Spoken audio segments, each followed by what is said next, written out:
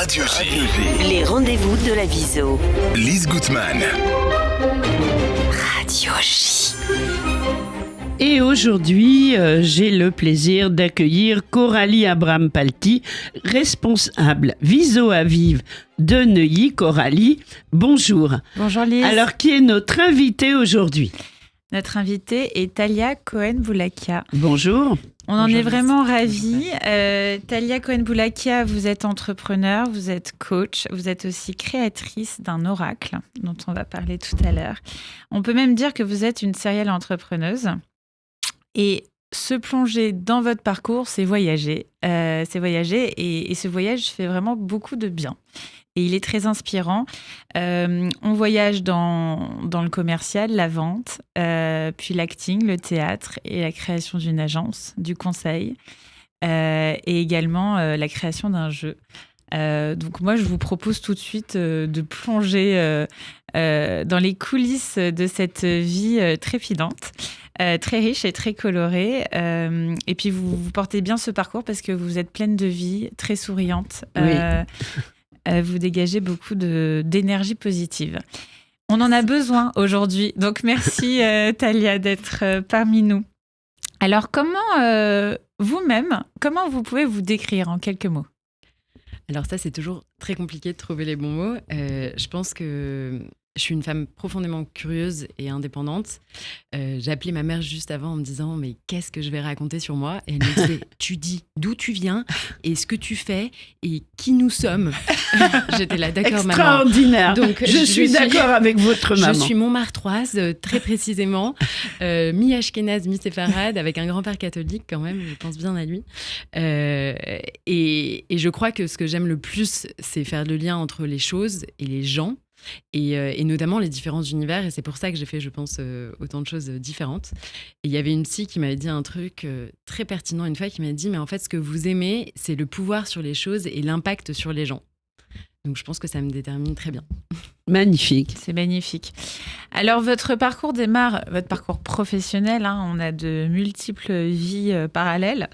Il démarre par de la vente et du commercial. Qu'est-ce que cela vous a appris ? Alors la vente, c'est une grande compétence qu'on devrait tous apprendre presque à l'école, je pense. Ouais. La vente, la première chose la plus importante de la vente, c'est l'écoute. Donc ça apprend à écouter, ça apprend à comprendre l'autre. Et d'ailleurs, je pense que ça nous aiderait tous à vivre ensemble, d'ailleurs, si on apprenait la vente. Moi, ça m'a appris aussi à être très indépendante parce que quand on veut vendre, on sait vendre. Et quand on ne veut pas vendre, on ne vend jamais. Et c'est quelque chose que je répète aussi beaucoup aux gens que je coach. Du coup, la vente, c'est une rencontre. On n'est jamais indifférent à une vente. Il se passe toujours quelque chose. On voit le monde différemment quand on sort de tout ça.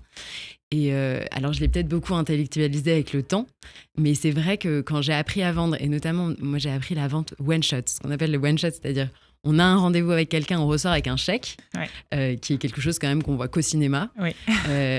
Et quand je l'ai fait la première fois, je me suis dit, mais c'est complètement délirant ce truc. En fait, les gens peuvent vous faire confiance si vous décidez de les écouter et de répondre à leurs besoins. Ouais. Voilà, moi j'ai trouvé ça fascinant. Alors après, à 30 ans, vous avez plutôt été vers le acting. Oui, alors vous êtes attiré par l'acting et au théâtre, par le théâtre aussi. Et le stand-up, c'est là que on s'était rencontrés. Pour cet événement qui était organisé par GEM. Le Catskills. Le Catskills, voilà. Alors, qui devrait reprendre. D'ailleurs, j'en profite pour prendre, pour le dire à l'antenne. À 30 ans, vous décidez d'explorer ce monde. Racontez-nous comment vous êtes aussi tombé dans cette marmite.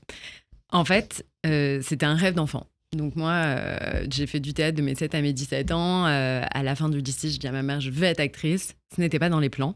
Et donc finalement, je fais une école de commerce, un peu classique. Et à 30 ans, j'ai un sursaut et je me dis, mais en fait, c'est maintenant ou jamais. J'ai 30 ans, donc il faut que je commence maintenant. Donc je décide d'aller au cours Florent. Je suis en 2e année directement, donc je suis hyper contente. Je rencontre plein de gens, mais il faut savoir que c'est un moment de... Pourquoi en 2e année directement ? Parce que je passe une audition Et comme j'avais déjà fait 10 ans de théâtre, en fait, ils décident de me mettre en deuxième année. Super, oui. Et je fais ça en français et en anglais. Et je rencontre des gens qui ont 19 ans, donc pas du tout la même culture que moi, pas du tout les mêmes réflexions sur la vie. Donc ça m'ouvre La même expérience. Même expérience. Bien sûr. Et donc c'était tout un monde vraiment extrêmement curieux qui s'ouvrait à moi. Et puis le retour du théâtre et des émotions qui vont avec. Et à 30 ans, c'est très compliqué. Parce qu'en fait, on a vécu beaucoup de choses. C'est pas la même chose que faire du théâtre à 7 ans. On n'a pas la même insouciance. On n'a pas la même insouciance et on n'a pas la même expérience de vie. Donc, les textes ne résonnent pas de la même manière. Et donc, vous êtes pris parfois par des textes où d'un coup, vous comprenez les choses parce que vous êtes en train de lire un texte ou parce que vous jouez un rôle qui vous rappelle quelque chose pour vous, pour vos parents, pour vos amis. Et donc, moi, je trouve que c'est aussi fascinant et que tout le monde devrait faire du théâtre aussi. Ça fait du bien, on est d'accord. C'est vrai. Alors, qu'est-ce qui vous a remué, secoué en quoi ce travail d'introspection est vraiment des fois très profond quand on fait du théâtre ? En fait, je pense que... Alors déjà, le théâtre et la vente, quand même, c'est très similaire. On a l'impression que c'est parce qu'on joue des rôles, mais en fait, non, c'est par l'écoute que c'est très similaire. En fait, si vous n'écoutez pas l'autre, que vous soyez dans de la vente, vous ne signerez pas. Et quand vous jouez, en fait, l'autre ne peut pas jouer avec vous si vous ne l'écoutez pas et que vous récitez un texte. Pour habiter un texte, pour incarner un texte, je pense qu'on va chercher quand même très profondément en nous des expériences de vie qui sont arrivées. Et je me souviens très bien d'un moment où il y avait quelqu'un sur scène et le prof lui dit « Mais t'as jamais été amoureux ?» Et il avait 19 ans, donc il était là « Pas vraiment ?» Et moi, j'étais là « Ah bon ?» Et en fait, on est habité par notre vie. Ouais. Et toutes les situations résonnent d'une manière ou d'une autre. Donc, on est super à fleur de peau. Enfin, moi, j'ai été vraiment suivie par une psy à ce moment-là. Enfin, ça a remué énormément d'expériences. Et ça fait beaucoup avancer parce qu'on est obligé de se rapprocher de soi. Et mon prof disait quelque chose de très intéressant. Il disait, il faut partir de soi pour partir de soi. Et voilà. C'est mon expérience du théâtre. Un vrai voyage qui donne envie. Moi aussi, j'ai envie de me remettre au théâtre. Allez-y, je vous donne la parole dans le studio avec des textes. Répétez toutes les deux. Plaisir. On va faire une nouvelle émission. On va faire théâtre un radio. Nouveau concept. Donc, vous vous lancez un peu en continuité et en complément dans une agence de coaching et de conseil en prise de parole et en vente, parce que vous vous rendez compte que finalement, c'est quelque chose qui n'est pas maîtrisé. Et c'est une maîtrise qui est finalement rare d'avoir. Il n'y a pas que de l'inné, il y a aussi du travail, il y a un petit peu des deux, j'imagine. Donc, dans ce cadre-là, qu'est-ce que vous faites ? Vous conseillez, vous faites un travail sur les bases, la confiance en soi. Racontez-nous un peu. En fait, déjà, pour comprendre la genèse de ce projet, c'est qu'au départ, moi, je décide de faire du stand-up. Je gagne le Catskills la première édition. Oui. Je me dis, ça y est, c'est le truc de ma vie. Mon prof m'avait dit, mais c'est fait pour toi, etc. Donc, je me dis, OK, je me lance dans le stand-up. Je pars aux États-Unis et au Canada. Et je me rends compte que le monde du stand-up est très loin de moi. Très loin de mes valeurs, très loin de plein de choses auxquelles je crois. Et je me dis, en fait... Mais pourquoi aussi loin ? Parce que je me sentais trop normée par rapport à la mode d'aujourd'hui. Alors, j'aurais pu en faire un vrai statement. Oui. Et d'ailleurs, Marvelous Mrs. Maisel, c'était totalement mon exemple. Oui. Mais aux États-Unis, je me rends compte que j'étais trop hétéro, trop blanche, peut-être trop juive, peut-être trop normée par rapport à ce qu'on imaginait de qui devait monter sur scène. Alors après, c'est les États-Unis, c'est pas la France. Je me suis pas essayée sur des plateaux en France. J'ai vraiment eu la chance de faire le Catskills et ensuite d'être dans un talent show de Jonathan Ganem à Levallois avec des gens beaucoup plus connus que moi où j'ai eu plus de 10 minutes sur scène. Enfin, c'était exceptionnel. Et en fait, je me suis pas sentie et je me suis dit, déjà, j'arrive pas vraiment à matcher avec ce monde.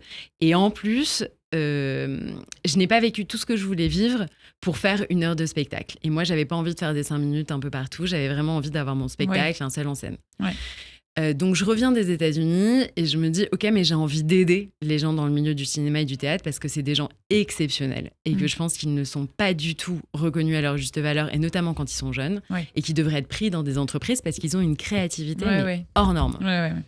Et donc, je reviens en France et je me dis, je vais monter une boîte, je ne sais pas quoi, je vais rencontrer plein de gens dans le cinéma et je me mets vraiment dans la casquette businesswoman en me disant, bon, c'est quoi le besoin ? Et je rencontre plein de gens. Là, je rencontre un agent qui me dit, écoute, t'as plein de trucs géniaux à faire, mais viens, on monte une boîte pour les directeurs de casting parce qu'il y a un vrai besoin, etc. Et à ce moment-là, on est incubé chez Willa, donc un incubateur de start-up, notamment féminin. Et je gagne le concours de pitch, ça se passe super bien. Et en fait, on se rend compte qu'on n'a pas de clients. C'est-à-dire qu'en fait, il y a les directeurs de casting en France, c'est 150 personnes. Et on a eu une fin de non-recevoir du syndicat des directeurs de casting. Milieu. Exactement. Et donc, on s'arrête. Et moi, ça me paraît logique de m'arrêter à ce moment-là. Et chez Willa, la personne qui est en charge de ma boîte, de ce qu'on fait, me dit, mais tu voudrais pas coacher nos startups en vente ? Et je dis, mais pourquoi ? En fait, vraiment, je ne comprends pas à ce moment-là. Oui. Je me dis, mais on monte une boîte, on sait forcément vendre. Et en réalité, pas du tout. Donc, je coach les premières startups. Là, Mais on peut être, je m'excuse, Oui, bien sûr. on peut être vendeur et on le voit au quotidien et pas savoir vendre du tout. Oui. Et on peut avoir une start-up et pas savoir la gérer parce qu'on a envie d'avoir une start-up. Tout à Donc fait. il y a un besoin vraiment. Tout à fait. Il y a un besoin qui est énorme. Oui, Euh, ce sont des techniques en fait. Oui, c'est Il y a vrai, c'est ce que j'allais dire, c'est qu'il y a beaucoup de startups, ce sont des techniques, des techniciens, des créateurs, des innovateurs qui créent leur boîte, leurs produits. Mais souvent, ils se retrouvent à recruter le commercial, ils ne s'entendent pas forcément avec lui ou elle. Il faut incarner la marque, le produit. Enfin, il y a un travail énorme, mais ils n'ont pas Et il y forcément a des les techniques skills. de vente aussi. Ouais. Ouais. Il y a tout à fait des techniques de vente, clairement. Et moi, je les ai appris dans une start-up où c'était vraiment des dingues de la vente. Et j'avais adoré. Ça s'appelait Tiller. Ça a été revendu à SumUp. Donc, c'est vraiment un grand succès, cette société. Et du coup, moi, j'ai toutes ces techniques de vente. Et en plus, je pense quand même qu'il y a quelque chose d'humain qui est très important à reconvoquer dans la vente, où il faut comprendre que c'est une rencontre avec un autre humain. Ouais. Et en fait, dans les startups, et notamment les entrepreneurs qui commencent, il y a une telle peur de l'autre. C'est dingue. En Ouais, fait, on a peur d'être jugé, on a peur du non, on a peur... Et en fait, on se dit, ouais, mais en fait, quand tu montes une boîte, il faut s'attendre à avoir des noms. Et donc, le commercial, il est nécessaire. Et parce que le commercial, ce n'est pas que vendre son produit, c'est se vendre soi-même. Et c'est aussi vendre sa boîte à des investisseurs. Ouais, Et tout à fait. ce sont les mêmes méthodes. Alors, vous avez toujours cette entreprise de conseil. Quelle est la typologie de vos clients ? Aujourd'hui, je travaille avec beaucoup d'entrepreneurs early stage, donc qui commencent vraiment. Je travaille beaucoup avec l'incubateur Willa.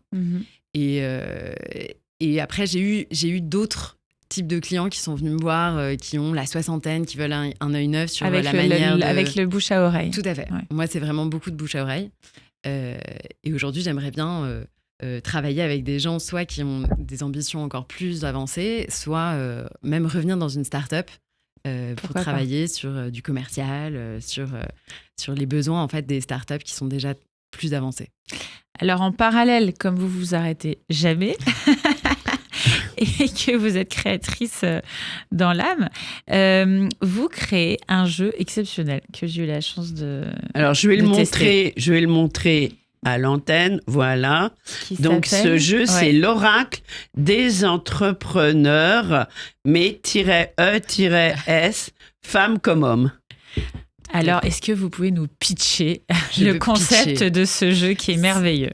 Eh ben, merci beaucoup déjà.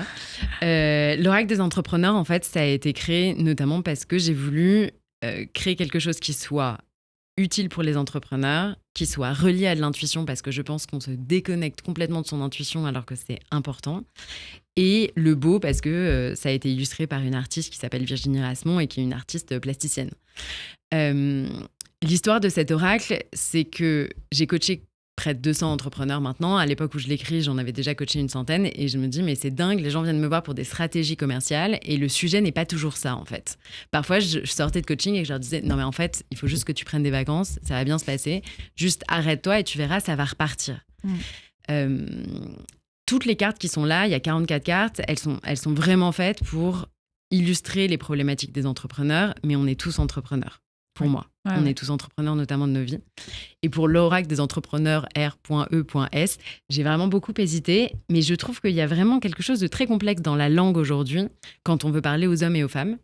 Et je voulais... une écriture inclusive. Voilà, là-dessus. Je suis très écriture inclusive, ça vous représente bien et ça représente bien le projet. Alors, ces cartes, ce ne sont pas que des cartes, c'est aussi des textes que vous avez rédigés, que vous avez écrits, et on va rentrer dans les coulisses de la création. Alors justement, c'est un jeu, l'oracle des entrepreneurs, qui a été conçu pendant Hanouka. Et il y a un vrai lien avec cette fête. Quel lien ?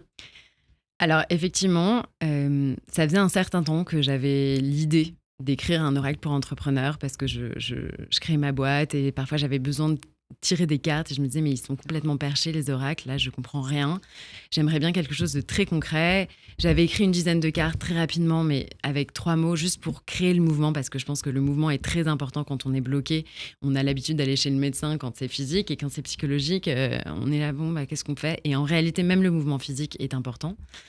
Et en fait, ça c'était en mars 2023, arrive le 7 octobre et pour moi c'est une déflagration à ce moment-là et je peux plus travailler. Donc, je me dis, en fait, qu'est-ce que tu n'as pas créé, que tu voulais créer ? Donc, je commence à créer plein de choses. Je décide de monter une expo avec mon père, de monter une boîte avec une amie et je décide de créer cet oracle. Je sais que je vais le faire un moment et là, ma mère me donne des bougies de Hanouka. Donc, moi, je suis vraiment une juive laïque, comme on dit. Je ne connais pas très bien les fêtes. Je fais Kippour, Rosh Hashanah, Pessah, mais c'est vrai que Vous savez qu'à Hanouka, on allume des bougies. Je sais qu'on allume des bougies, mais je ne l'avais jamais fait. Moi, ça n'a jamais été quelque chose qu'on a fait dans ma famille. Et donc, ma mère me donne les bougies parce que je lui ai dit, s'il te plaît, j'aimerais bien le faire cette année. Et je vois qu'il y a 44 bougies. Et je me dis, bon, 44 bougies, je sais que je voulais faire 44 cartes. Je vais essayer d'écrire une carte par bougie. Wow. Et en fait, c'est ce qui s'est passé. Et à la fin des 8 jours, je me suis retrouvée avec mes 44 petits papiers en format A6 où j'avais écrit les cartes. Et donc, pour moi, c'est parce que vraiment, quand on n'est pas lié à Israël par la famille, quand on n'est pas lié au judaïsme de manière très... moi, j'ai par les traditions quotidiennes, exactement, ou en tout cas régulières. En fait, d'un coup, on se sent très seul. Oui. En fait, quand il se passe l'horreur qui s'est passée le 7 octobre, on se sent très seul. En plus, vos amis ne vous comprennent pas, etc. Donc, on a besoin de se réfugier quelque part. Et en fait, le fait de faire Hanouka et en fait de créer cet oracle à ce moment-là, pour moi... Ça vous a rapproché ? Ça m'a rapproché de la religion et puis ça m'a de la tradition. De la tradition. Oui. Et puis de la compréhension des textes. Parce que a posteriori, j'ai lu ce qu'était Hanouka. C'est la lumière, c'est la reconstruction, c'est le guide dans l'obscurité, ce sont les miracles et c'est l'espoir. Bien sûr. Et ce jeu, par sa petite... humblement, et d'après moi, une lumière pour les entrepreneurs et un guide dans des moments où ça peut être compliqué. On ne tire jamais les cartes quand tout va bien.